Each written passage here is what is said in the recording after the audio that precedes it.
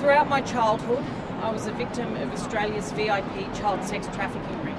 For example, I was prostituted to pedophile parties at Parliament House, Canberra, and to an international leader at Fairbairn Military Airport. The people involved in this elite pedophile ring included high-ranking politicians, police and judiciary.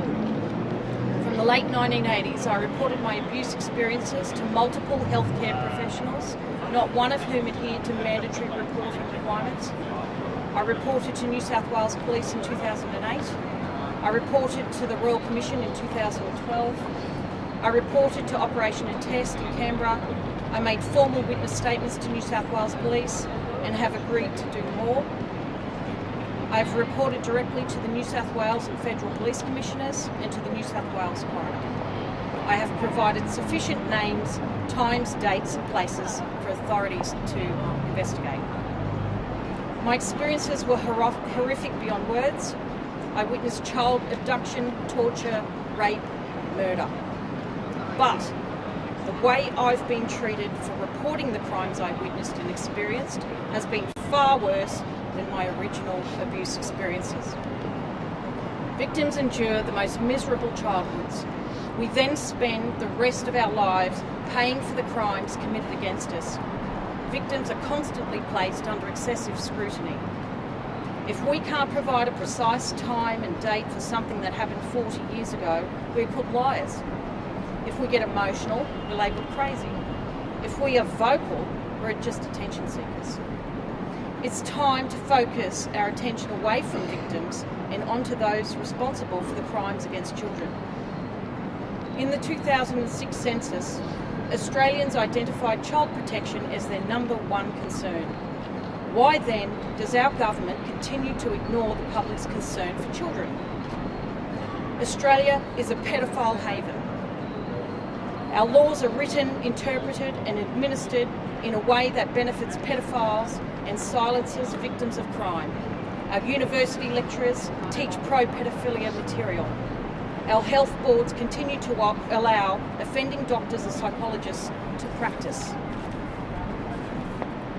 We are up to our second Royal Commission into child abuse in 20 years. The Wood Royal Commission was indeed a failure. If it was successful, I wouldn't be standing here right now.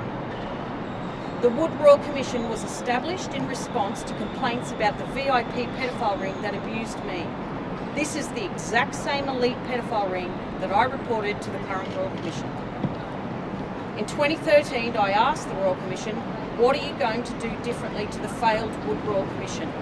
They had no answer for me. If the Royal Commission does not result in the investigation and prosecution of the VIP pedophiles that victims like me have named, then they are just information gathering. I know you want me to stand here and name names. Yet to concentrate on the names serves to shift the focus from the entire reason I'm standing here. I have provided the names to the authorities. It is their responsibility to combine my information with what other victims have presented and properly investigate. And now I will give you some VIP names. Michelle. Michelle was a friendly 12-year-old with long dark hair. I witnessed her abduction, rape and murder when I was 6 years old. Samantha. Samantha was 9 years old with wavy long brown hair and a warm smile. She had Down syndrome. Samantha was murdered when I was 12 years old. Chloe. Chloe was an attractive 4-year-old with brown straight-cut hair into a bob and sea green eyes. Chloe was murdered when I was 14 years old. Don't make this about me. Focus on those victims who couldn't be here today to personally share what happened to them at the hands of the VIP pedophiles who have infiltrated Australia's supreme institutions.